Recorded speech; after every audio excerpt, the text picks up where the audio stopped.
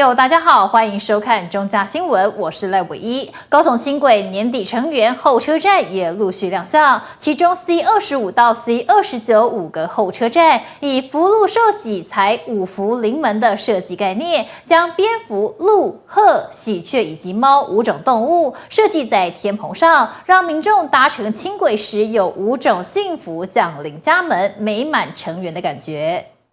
轻轨搭顺路段5个候车站的天棚上有各种抽象的图案，艺术家林喜俊老师就将福禄寿喜财五福临门为设计概念，用5种动物来代表，取其谐音和象征意义，让民众搭乘时有圆满幸福的感觉。用一些比较传统的符号上去的话，反而会比较老气哈。那所以这一次就是用我比较现代，因为我本来风格就比较色块，然后几何分割很清楚，比较有现代感。然后结合它这个车体的设计，所以一起完成了这样的一个车体。然后最后一站就是所谓的财，那我们以猫所谓的招财猫的概念，然后进入在整个形象的意象里面。轻轨即将在年底成员，目前正陆续进行工程收尾和列车测试工作。这一次邀请李喜俊老师以成员为发想，结合传统台湾人对幸福的想象，在5个候车站里融合5种动物，寓意圆满，令前来视察的副市长林清荣感到相当满意。我们还有40天就要正式的要试营运了，所以工程进度已经96.96%了哈。那么距离我们正式的营运元旦还有41天。另外呢，我们还答应了应该艺术家要参与，所以我非常谢谢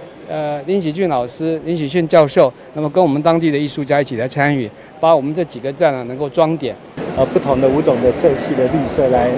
做，那其实在跟整个那个地环境来说，跟雨豆树来说，看起来都还，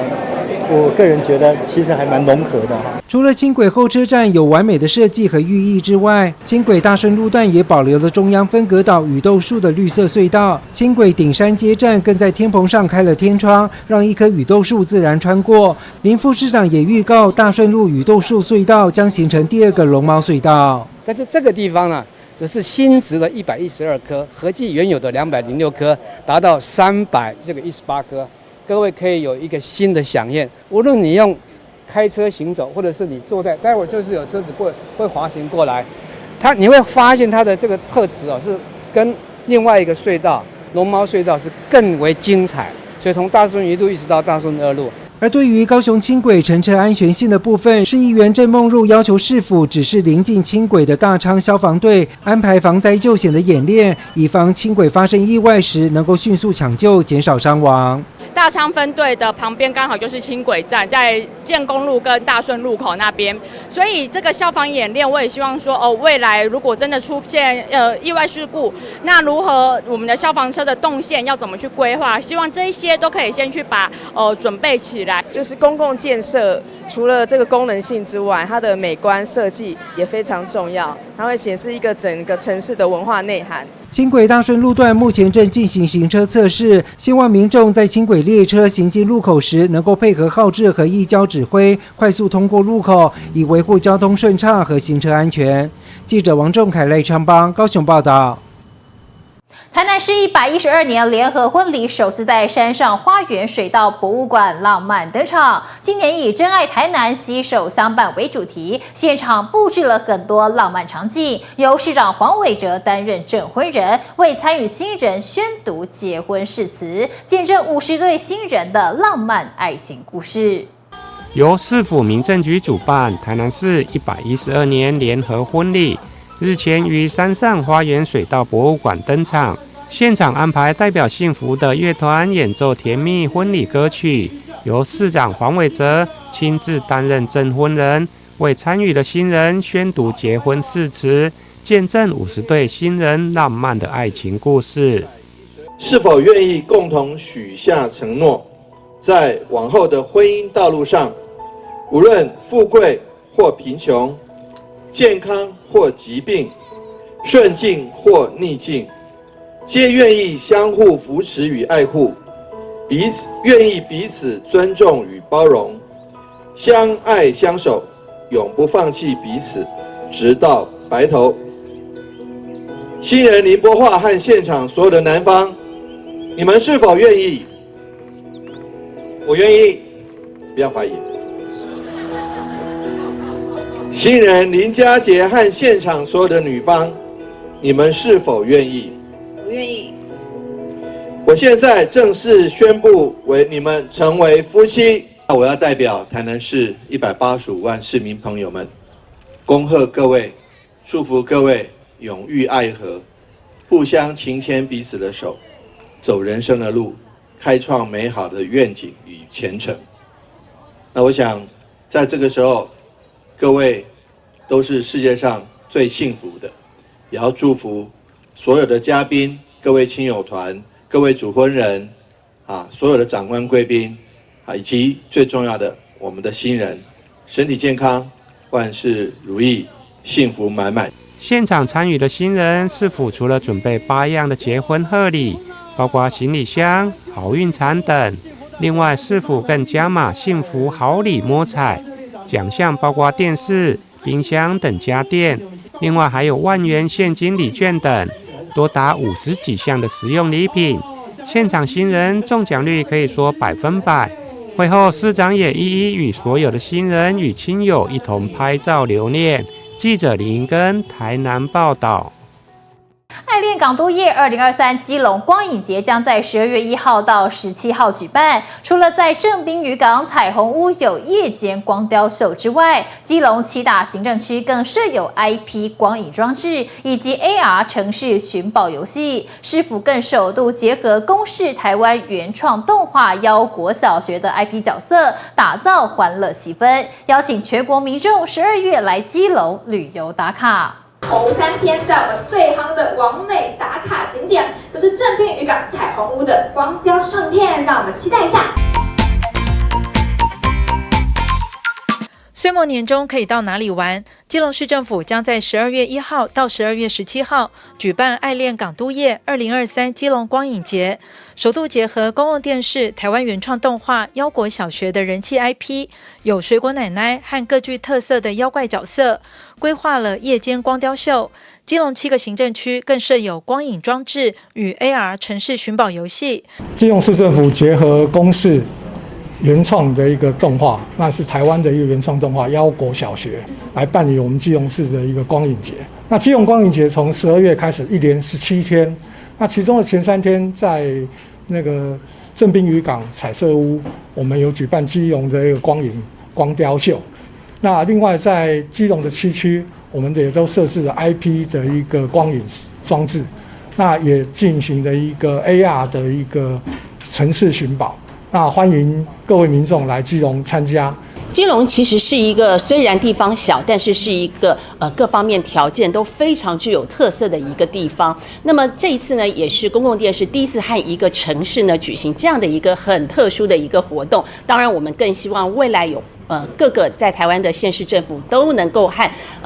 这个基隆市一样，这么看重台湾的这个本土的这个 IP 的创作。我们也期待借由这一次呢，我们台湾最有力的、最棒的一个IP 的这个动画呢，能够带着我们小妖们，带着我们所有的基隆市民还有观光客呢，一起来畅游，来进行基隆7个行政区的城市寻宝。观销处说，欢迎民众在12月1号到12月3号到正滨渔港彩色屋欣赏光雕秀。活动期间还可以深入基隆7个行政区欣赏光影装置，玩 AR 城市寻宝游戏，有机会获得活动限定联名小物。欢迎全国的大小朋友12月来参加基隆光影节，度过充满创意童趣的欢乐时光。记者黄日升、陈淑平基隆报道。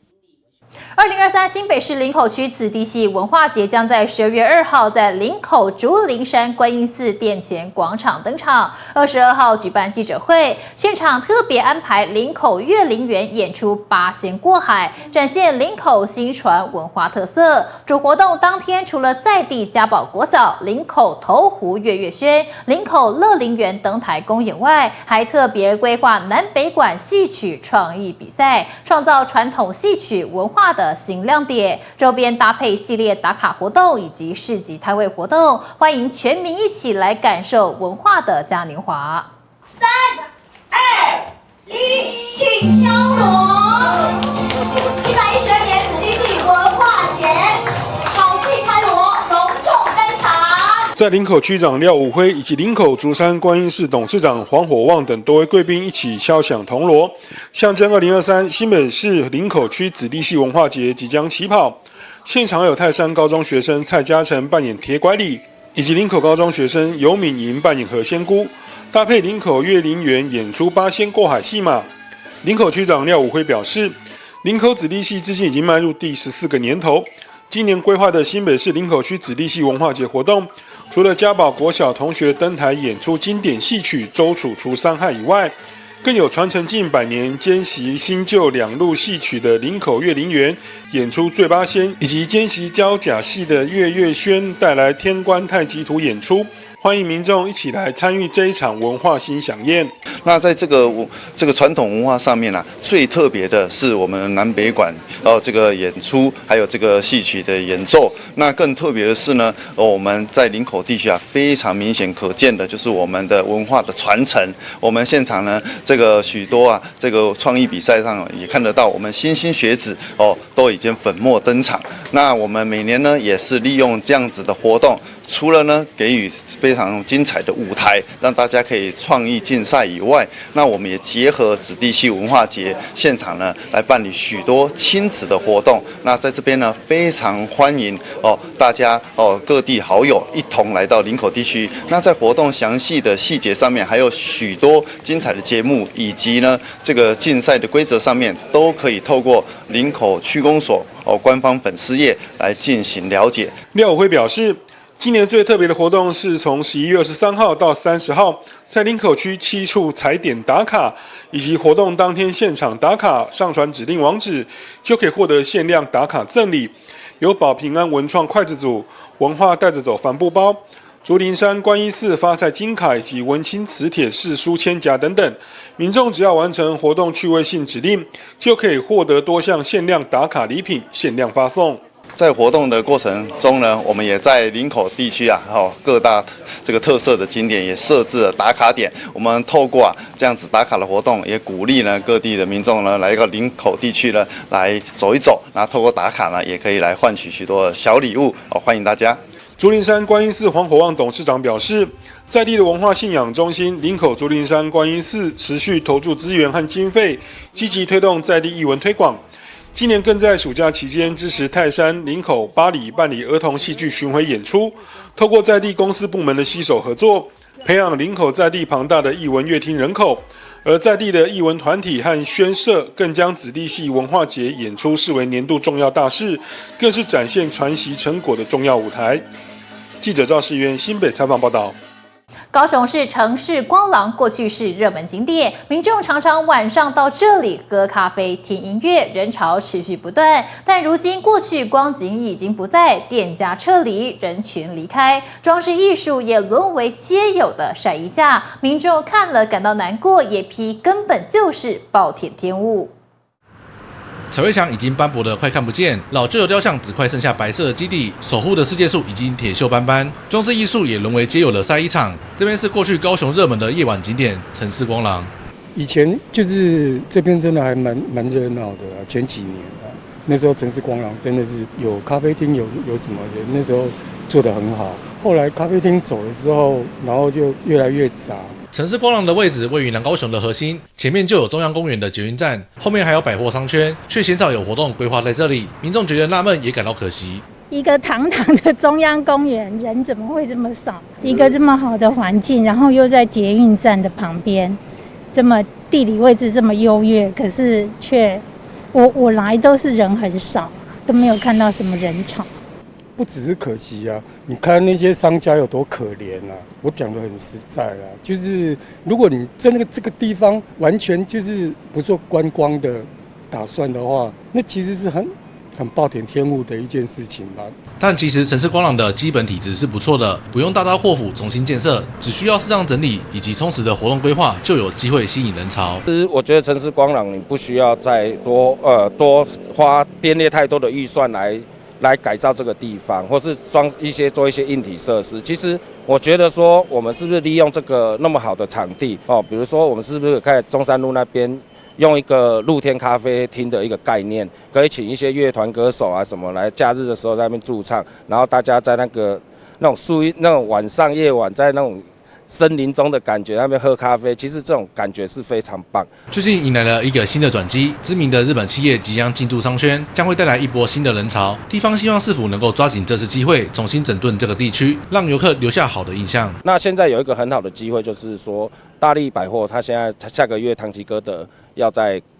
大利百货这边正式开幕，所以一定会有一个相对的人潮出现。那如果今天把这个桥梁能建立起来的话，其实人潮这可以帮助这2个商圈的人一定会再活络出来。城市光廊是许多人过去的记忆，如今的光景让人感到有些寂寞。现在有了新的契机，希望有机会再看到当时的辉煌景象。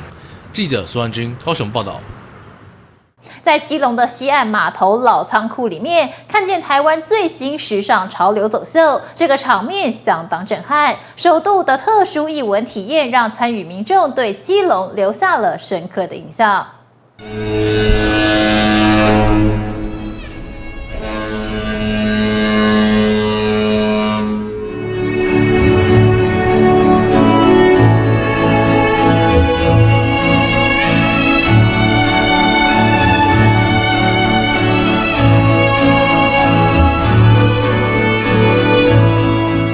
在仓库里面看秀的感觉，而且刚好有一种伸展台的感觉，所以跟以前过往的秀场好像是有那么类似，但是又有不同感，而且那种年代感跟它可以做的 IP， 其实感觉是非常不一样的。对，然后觉得，而且在这个刚好它有一个自然的回声，所以所有的脚步声，还有人的谈话的声音，然后包含到歌手演出，包含到那种走过来的气场的那种感觉，整个都不太一样。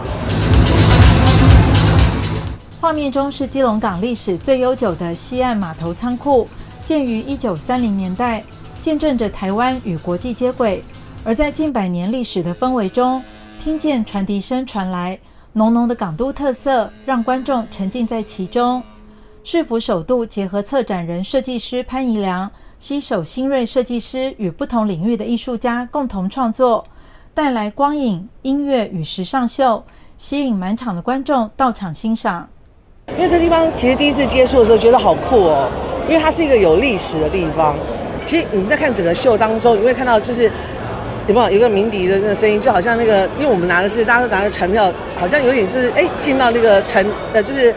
要登船的那种概念。然后再来就是说，慢慢演变到后面的时候，我们用一种比较就是在音乐方面也会看到它一些改变，因为希望让大家感受到就是从历史到就是我们希望能够把一些未来甚至科技结合在这次当中，所以我觉得这是我觉得我有感受到那种基隆很强烈的 DNA 的那种概念，就是我希望把时尚艺术能够带到这个地方。那真的非常谢谢基隆市政府，让我有这样的机会做这样的事情。其实越在地越国际，基隆特有的港湾口岸文化是接受国际潮流冲击的最前线，包括咖啡文化、委托行特色，都让基隆走在台湾潮流的最前端。而在这个老仓库进行的潮流时尚秀，更带来了视觉与心灵的响宴。我想我们慢慢会让基隆越来越时尚，越来越热闹。我们现在努力在推动呢，是要把西岸把它更多的旅游观光消费城市生活的元素，包括说我刚刚提到的港景儿童乐园、西二仓库的招商，还有中山一路的更新，这一点都是我们未来会在做。我们也鼓励大家以后多到西岸来玩，东岸太塞了，西岸会更顺畅。谢谢各位议员、副议长今天的共同参与。这大概是基隆少数的一个时尚的秀了。不过我刚刚问了一下鼎超，他未来也会继续的办理基隆潮时尚活动，每年都办，把它越办越好。感觉很棒。因为今天是我第一次发现到说七月仓库办第一场这个时尚秀感觉非常棒。那也谢谢我们谢市长这么精心的安排我想这个秀把这个基隆整个置入性行销，借由这个走秀把这个基隆整个美好呈现出来，我觉得非常的棒。希望说市长以后多多办这样的一个活动，真的很棒。非常感谢市政府能够把基隆市借由这个秀，把基隆市行销出去。希望我们基隆的青年子弟，或者是所有的好朋友们，大家共同来共襄盛举。对，非常感谢市长这么用心哈，今天办这个活动真的相当成功。你看，不管在表演，它融合了表演，还有歌唱，还有时尚，都融合在一起。所以我们希望以后一定会越来越漂亮，然后真的大家会另眼相看，真的一定会更好。主办活动的市府产发处也邀请超过20家的基隆伴手礼好物参与展售，让各地来访的贵宾们进一步也了解基隆在地的美食文化。记者黄日升、陈淑平基隆报道。圣诞节快到了，在孝一路23巷里面有委托行街区公司、基隆市委托行商圈发展协会以 Yes We Can 梦想协进会主办，基隆市政府产发处跟官销处协办，共同举行的第2届圣光日活动，11月25号晚上正式点亮，号称全台最高最大的圣诞帽，象征委托行街区走出疫情阴霾，迈向发光闪耀的未来。在基隆市议会议长童子伟、国民党立委参选人林佩祥市议员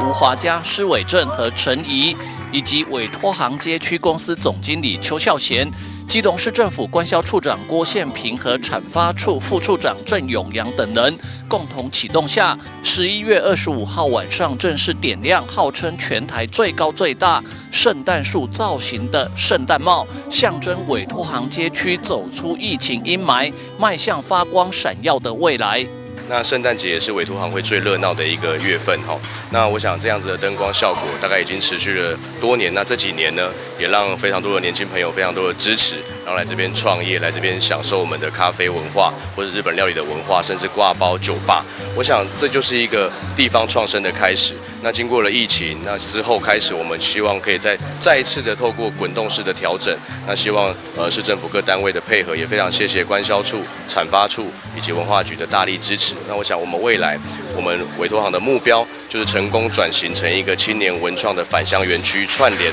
我们周边的仁爱市场，然后串联庙口，甚至我们的国门广场，把基隆变成一个不同氛围、不同感受，每一个地方都有不同感受的一个好的一个旅游城市。那我们的目标会持续来努力，那我也代表基隆市议会来感谢大家的支持。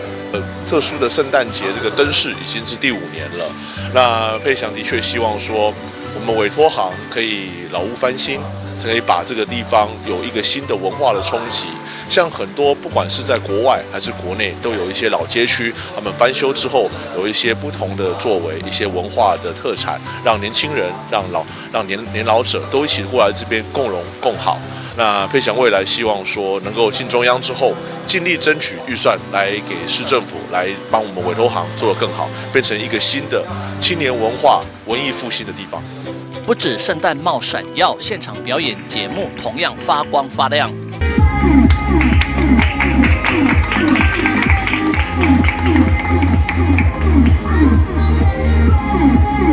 这是在孝义路23巷里面由委托行街区公司、基隆市委托行商圈发展协会以及 Yes We Can 梦想起飞协进会主办，基隆市政府产发处和官销处协办共同举行的第2届圣光日活动，现场也安排各式各样有吃有喝有用的主题市集摊位。其中有一摊 henna 彩绘相当引人注目，老板小山用天然染料为参加活动的民众彩绘在手上非常漂亮，只要是没有蚕豆症、孕妇以及皮肤极度过敏的人都可以来试试看这种像是刺青，但是7到10天左右就会自己脱落的彩绘。市议员陈怡也特地带着女儿香香来同乐。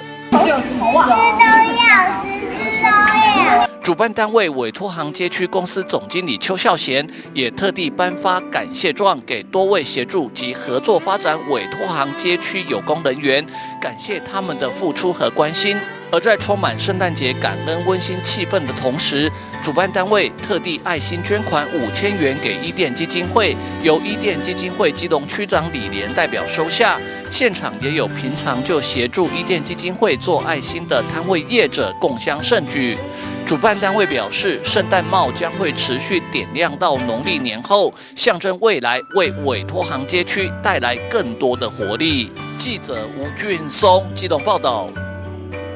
2023士林官邸菊展热闹登场，今年以菊艺生活为主题，将菊花的园艺布展跟艺术结合，总计20万盆菊花呈现在13个特色展区内。今年菊展更与日本立间菊花节交流布展，在园区内共同布置台日友好立间菊花节展区，展期到12月10号，邀请民众一起沉醉在浪漫花海。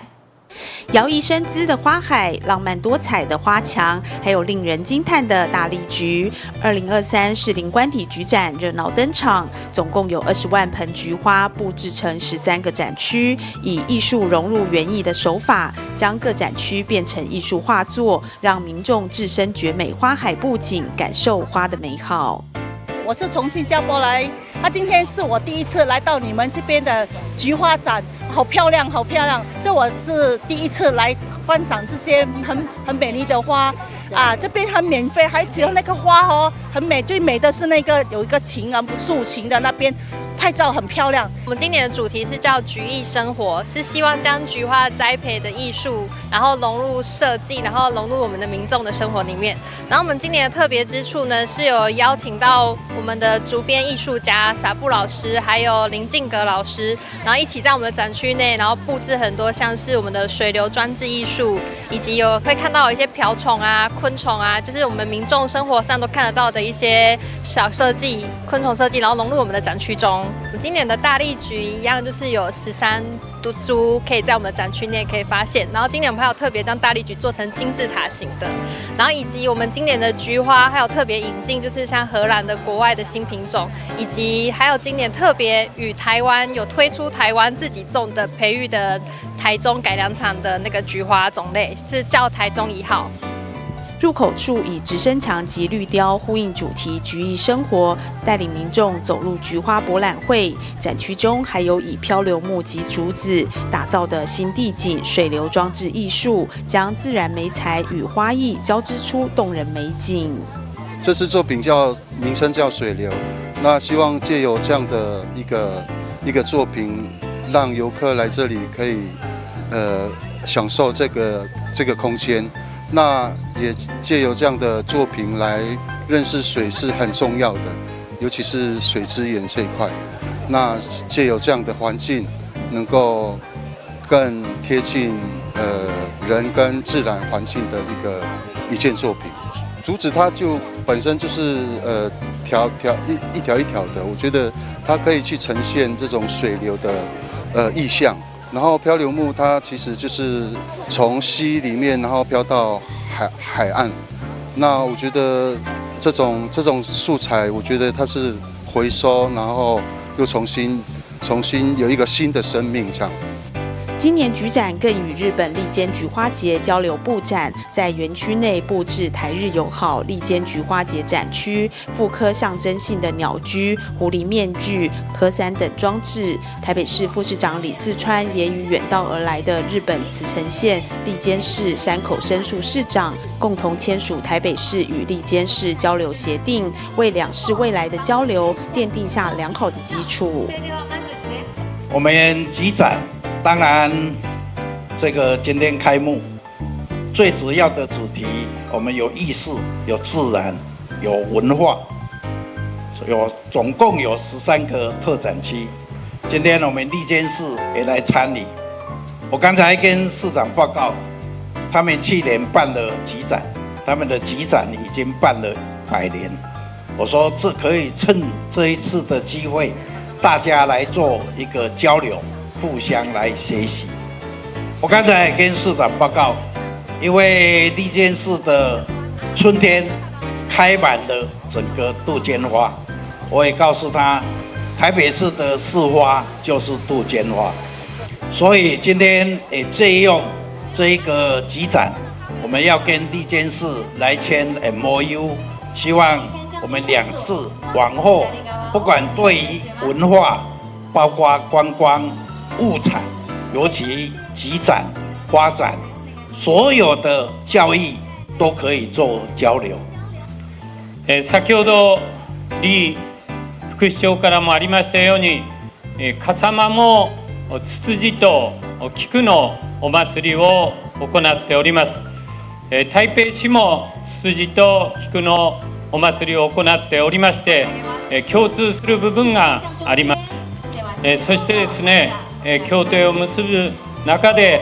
これからいろいろな交流をさらに深めていきたいと思っております。花印台北压轴花展2023士林官邸局展，从即日起展出至12月10号，展期总共17天，欢迎民众前来欣赏、感受局展的独特魅力。记者李启慧台北报道。高雄市长陈其迈在19号出席2023高雄立式划桨绕标挑战赛。陈其迈除了亲自下水体验立式划桨的魅力，也欢迎全台民众来冬暖夏凉的高雄亲近爱河水域，感受高雄山海河港的热情魅力。穿着一身轻装，高雄市长陈其迈在19日周末这天中午来到爱河水域出席2023高雄立式划桨绕标挑战赛。陈其迈表示，高雄冬天气候宜人，除了是冬季旅游的最佳首选之地外，温暖的冬天来亲近爱河的水域活动，更可以感受到高雄山海河港的热情魅力。这个是我们海洋派对的这个立式划桨的这个体验啦哈，还有锦标赛。那我们就希望说，因为昨天我去台中哦，天气就非常冷，我都要穿长袖。那在高雄，你看这冬天还是属于高雄的哈，这个尤其我们爱河有很多这个水上的一些活动哦。那下个月又有这个龙舟的比赛，就欢迎说当冬天的时候最佳的旅游城市当然是高雄。希望说把我们的山海河，尤其是我们的爱河是我们高雄的地标就希望说大家都能够来高雄旅游体验。穿上了救生衣，陈其迈亲自下水体验立式划桨的魅力。从一开始的只能蹲下身子来维持平衡，在很短时间内就适应了如何操控划桨，并取得控制方向和平衡感。陈其迈表示，有兴趣尝试的民众可以加强自己的肌耐力以及核心肌群，将更能感受到玩 SUP 的乐趣。我应该是贵式划桨会比较好一点。我们就希望环河渔民哈，因为爱河其实本来就是过去要下去上来也都不用申请好，那我们现在管理就是你只要扫 QR code， 它就要下去，但是还是要带这个救生衣好，那保持自己的最好的状况，然后要做好安全措施，其实很安全。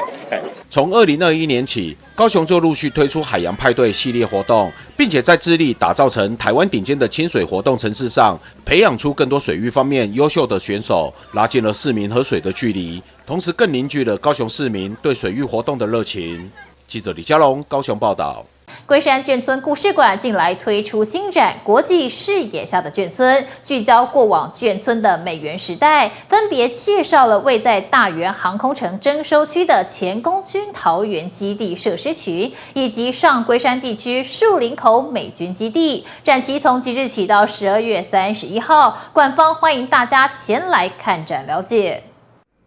你知道原来在龟山过往曾有美军驻扎基地吗？龟山眷村故事馆近来推出新展《国际视野下的眷村》，馆方介绍展览内容，聚焦过往眷村的美援时代。这次特别与美国退伍军人协会以及驻台美国荣军协会合作，取得过往上龟山地区树林口美军基地的珍贵资料与照片，首次在台湾展出，结合馆内收藏的美援面粉袋文物以及田野调查记录口述影片等等，带民众一窥早年台美双边紧密合作的岁月。在现在上龟山区域接近林口的位置，存在着一个叫做树林口通讯社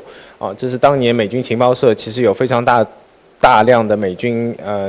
当年的情报人员驻扎在我们的上龟山地区，并且透过这边来去辐射整个台湾的这样的一个保卫安全的工作。所以我们这次非常难得的有机会透过美军退伍协会的协助，取得了这一些最宝贵的第一手资料在美国那边的照片，我们去把它去做在龟山故事馆做一个呈现。透过这样的策展方式，展现我们中华民国与美国以及台湾人民和美国人民这样的一个友好的联谊。可以看到，在当年眷村其实也受到非常多的美元的这样的一个支援。我们也透过也把我们收藏的一幅当年中美合作下的这样一个面粉袋真实的展现在我们眷村故事馆的楼层当中。那我们也希望有透过不管是透过美军的资料，还是我们在台湾的资料，呈现在那个时代下国际视野下的眷村。另外，这次馆方也邀请寿山高中展出师生所设计的追忆响起教具箱，来向大家介绍前空军桃园基地设施群的故事。民众可以透过手机扫描 QR code 来了解古迹背后当年黑猫中队与美军合作的故事，活用科技为展览增添趣味，也实践新时代的共荣眷村精神。那这次我们和寿山高中一起合作的这一次空军基地的教具展示，我们其实也做了很多的互动式的体验，希望大家观展的时候可以有更多的尝试。那这边我们可以透过扫描 QR code 的方式，就可以一起做一个拼图的小游戏。那可以把当年黑猫中队和美军援助的这样的一个空军基地在透过拼图的方式，更多的把历史的文化转译成当代的娱乐。那我们也希望透过这样的方式，能让当代的年轻人更好的去理解，不管是空军基地还是眷村所呈现的历史样貌。那同样的，在我们的古迹故事册当中，我们也透过了 QR code 的设计，透过你扫 QR code 可以获取这一段古迹历史文化遗册更多的知识和内容，让更多充满好奇心的儿童或年轻学子可以透过 QR code 的线上教学的方式，实现虚实结合的这样的一个观展体验。展览从即日起展出到12月31号，馆方也预计在12月9号串联县光二村，共同举办宪兵节庆祝活动，欢迎民众阖家大小一同前来看展，了解家乡的人文历史故事。记者吕婷台北报道。睽违11点，是歌手也是演员的翁倩玉回到故乡台南，举办无限2倩玉的版画世界个展，展览汇集近50年的创作结晶。此次带来以红楼衣绿制成的和服作品，在媒体导览专场中，他更清唱祈祷，为动荡不安的世界局势祈福。让我们瞧希望的中央，多少祈祷在心中。这首祈祷是翁倩玉的成名曲之一，她除了是一位歌手，也是一位艺术家。这次特别回到故乡台南，举办个人版画展览。长时间她是以台南女儿这样的一种身份自居为荣，事实上也是等于是回馈乡里，以及再次把她这么几十年来在推动就是台湾日本的这种友谊桥梁上面，在做出一个巨大贡献。回想过去，在2009年莫拉克风灾，翁倩玉捐出作品义卖，让人印象深刻。这回带来50年来所创作的43幅版画，在台南美术馆做展出，其中更有他亲手制作的日本和服红楼衣绿首次展出。这对台南的囡仔吼非常欢喜呢，然后因为没有带到台湾来给朋友们看，所以呢，这是一个很特别的感情。日本的文化里面有很多是受中国文化，那 kimono 原来也是从我们的这个文化过去的。那在日本，它改良了一点，然后到今天，展出作品以花卉、古民居跟和氏庭园为主题，透过翁倩玉的观察力，刻画出充满故事性和生命力的艺术创作，希望让民众参观时能感受到平安、心灵平静。记者杨顺怀台南报道。时光流萤可慢岁月廖国伟创作个展从即日起到12月10号，在桃园市土地公文化馆402展间登场，展出廖国伟从学校退休后10多年来的多媒材创作，将生活跟艺术结合。他希望透过作品，让他自己在他人的生活或记忆当中停驻永存。跟着镜头一块来看看。时光流萤可慢岁月廖国伟创作个展从即日起到12月10号，在桃园市土地公文化馆402展间登场，并且在周末举行开幕仪式，展出廖国伟从学校退休后10多年来的多媒材创作，作品多以大自然为创作源头，透过生活与艺术的连结，落实艺术生活化的理念，也让他的生活更加充实。然后呢，再过来退休之后，你也可以充实自己嘛。另外就是说，你也不用等待时间哦。退休之后，每天等时间，每天看电视，那你如果有艺术来充满你的生活的话，尤其是创作的话，你可以这个，怎么讲，就是你的生活比较会有这个充实感啊。我最主要的创作的那个部分是亚克力油画亚克力油画跟那个一些木作的部分组合，还有陶板的部分。那亚克力油画，我讲跟别人不一样的地方是，我的亚克力油画不是只有油画，还有木作。我们的木作也是油画的组合，所以它是非常单一、非常独一无二的一个作品然后也很生活化廖国伟表示，投入艺术创作，除了让自己的生活更加充实之外，他也希望透过作品让他自己在他人的生活或是记忆当中停住，因为不是每个人都是伟人能被永远记得，在岁月的长河中，人很容易被淡忘。他希望自己的作品可以被人喜欢，也让他不被遗忘。我们想在这个能不能把我们自己在这个来到这个世界上，能不能留点什么东西？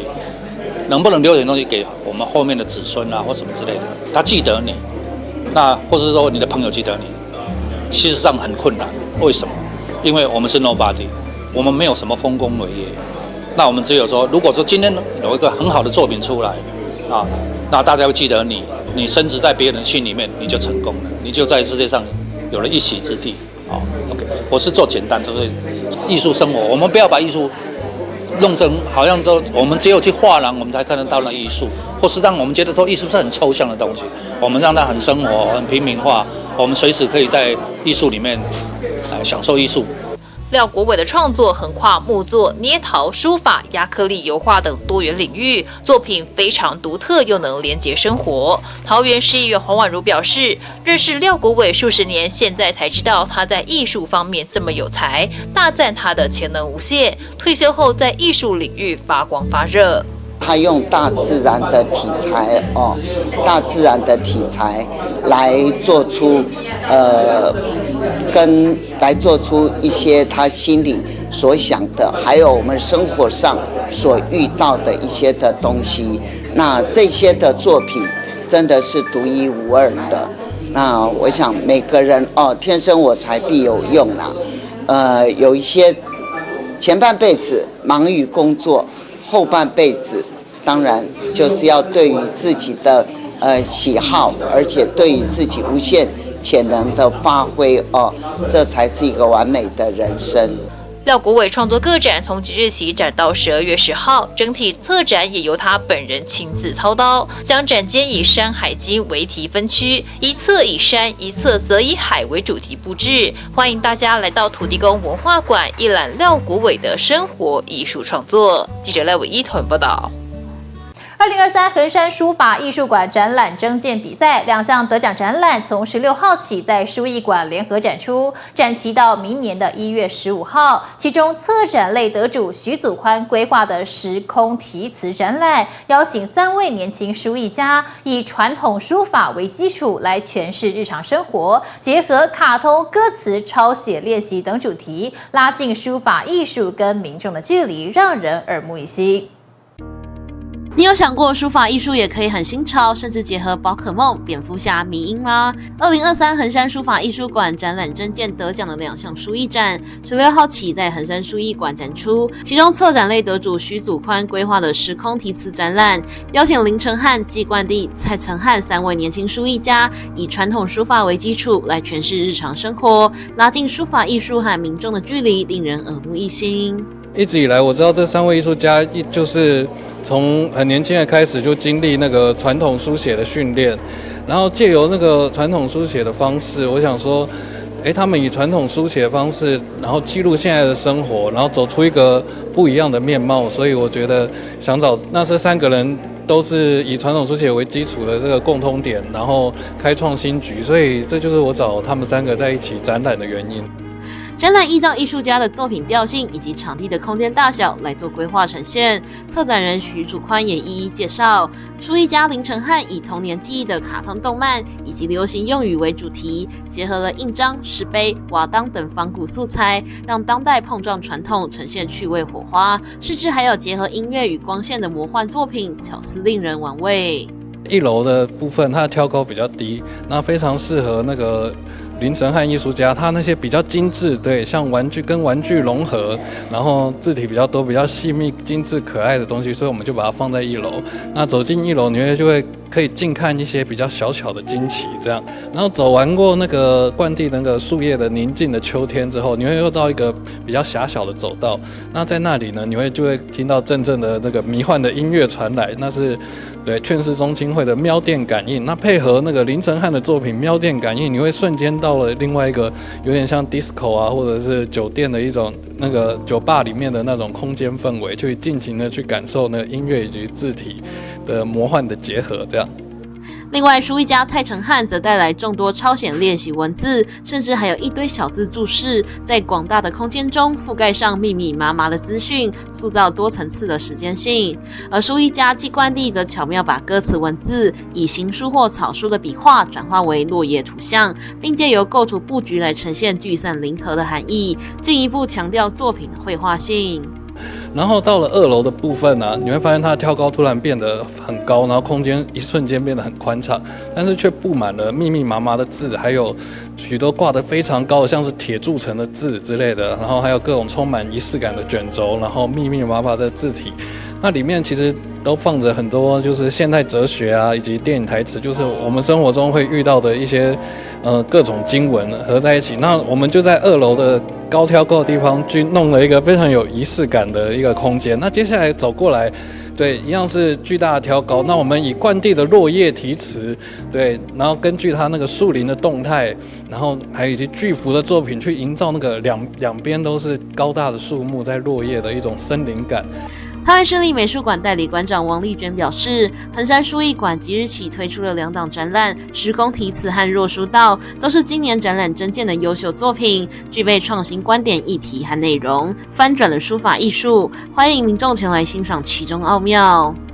这次衡山书法艺术馆所展出的内容是我们策展征件的2个主题，包括有时空题词以及若书道。那展出的时间会到明年2013年的1月15号。那这2个展览其实是透过了这个2轮的这个评审的这个非常的热烈的讨论而获选的作品。那也希望大家呢能够在这个期间呢来到我们衡山书法艺术馆欣赏这2位这个优秀作品的展览。为了探索书艺创作的可能性，唐美馆以展览征件的方式支持跨世代多元创作。今年得奖的2项展览各有千秋，并从即日起展出到明年1月15号，呈现年轻书艺家们别出心裁的观点和作品。馆方期盼能启发参观者和其他书艺创作者一同来思考与拓展书法艺术的新境界。记者刘玉婷台湾报道。台南市长期推动地方产业创新研发的计划，也就是地方型 SBIR， 协助企业转型升级，提升竞争力。今年总共有21间绩优厂商获奖。11月23号，市府正式颁奖表扬，其中中嘉宽屏3冠王双子星，分别以偏乡智慧照顾服务以及智慧安全科技提升沙仑宜居计划拿下公共示范服务贡献奖。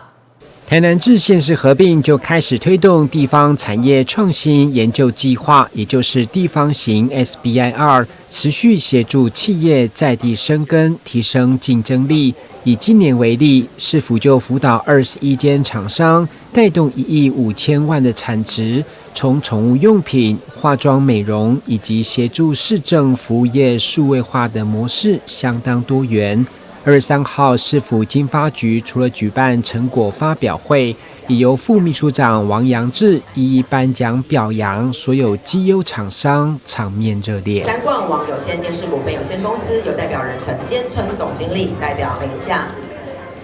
我们辖内的许多有些电视业者啊，包括这个3冠网啊，还有这个双子星等等哈，他们都有一起来合作做这个偏乡的智慧医疗照护系统哦，所以这部分呢可以说是提供我们偏乡的长辈有非常多的一个服务。绩优厂的一个成果发表会可以说是成果相当的丰硕。那未来我们台南市政府也会以更积极的一个态度，那也持续的编列经费来补助我们我们台南市境内非常具有潜力而且优秀的中小企业，继续的往这个创新跟研发的路迈进，也可以增加我们整个台南市的一个产值跟竞争力。会中副秘书长也一一关心所有产业数位转型成果，因为根据统计，该计划12年来已经补助929间业者超过6亿8千万，突破99亿的产值。其中中嘉宽频、三冠王、双子星就因为持续提升网络品质，同时创新推动偏乡智慧照护服务，将老人家量血压等数值存在云端进行疾病管理而获奖，也让市府相当感佩。对我们的长辈他们将来对个人的身体状况的监测，或是让在外的他的子女也可以更